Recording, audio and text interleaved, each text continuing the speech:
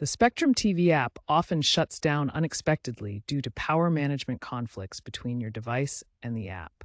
Most smart TVs, streaming sticks like Roku and Fire TV, and mobile devices have sleep or auto off modes designed to save energy. These modes can interrupt the Spectrum app, especially if it's not actively overriding them.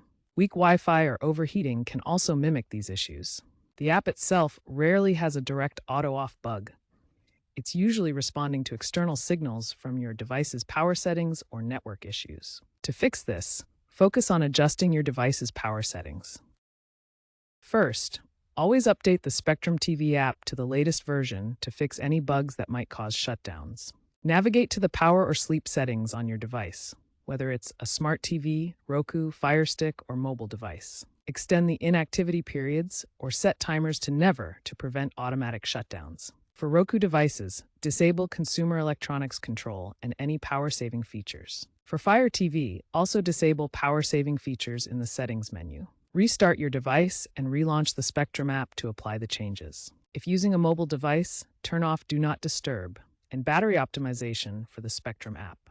For network issues, ensure a stable internet connection of at least 25 for HD streaming.